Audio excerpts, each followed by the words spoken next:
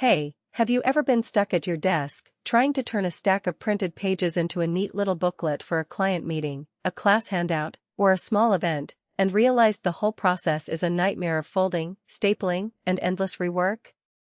I felt that same frustration last month when I was prepping a workshop for a local nonprofit, and I kept ripping pages because my makeshift folding method just wasn't reliable. Link is in the description if you want to check the product details on Amazon.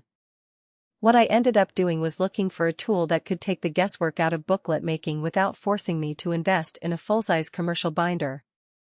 That's when I came across the Akiles BookletMac automatic booklet maker.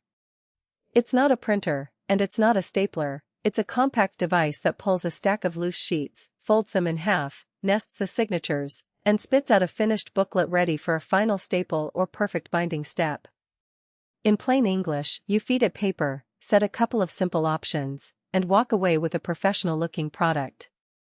First, let's talk about who actually benefits from a machine like this. If you're a freelance designer who regularly produces client proposals, a teacher who needs to hand out worksheets that stay together, a small business owner creating product catalogs, or a community organizer putting together event programs, the BookletMac can shave hours off your workflow. Those users usually have to produce anywhere from a handful to a few dozen booklets per week, and the time saved on manual folding quickly adds up. On the flip side, if you only ever need a single brochure a year, or you already have a large office printer with built-in booklet functionality, you'll probably find the BookletMac overkill. The device shines when the volume is low to moderate but consistent enough that the upfront cost pays for itself in labor hours. One of the first things I noticed after unboxing was the space-saving design. The machine sits on a standard office desk without taking up more room than a mid-size scanner, and it has a simple front-loading tray that can accommodate up to 250 sheets of standard 80 GSM paper. That means you can keep a whole batch of draft pages ready to go, which is a huge advantage for anyone who prints on the fly. The footprint also makes it viable for home offices where floor space is at a premium. In terms of practical strengths, the automation is genuinely smooth.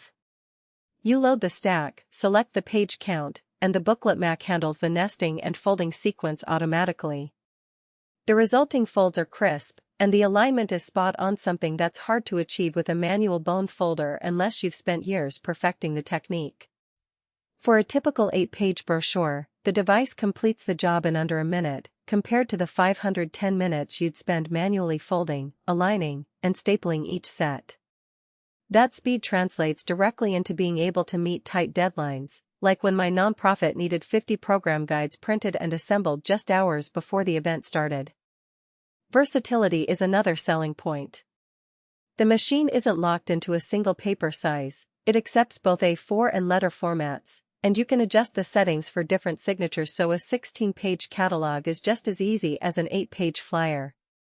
I tested it with both matte and glossy stock, and while the glossy paper required a slightly slower feed speed to avoid slipping, the final product still looked professional.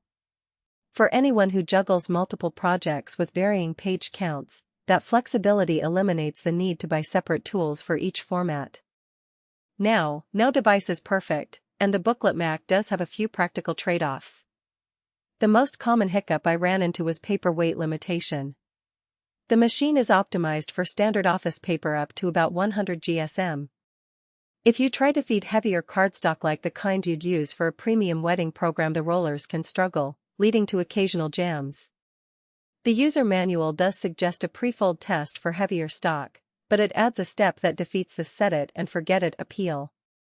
So if your primary use case involves thick cover stock, you might need an additional manual step or look for a heavier-duty booklet press.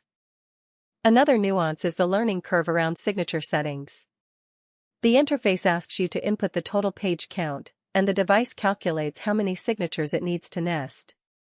For simple 8 or 12-page projects it's intuitive, but when you get into odd numbers like a 15-page booklet, you have to add blank pages or adjust the layout in your source file to keep the signature count even. That's not a deal breaker, but it does require a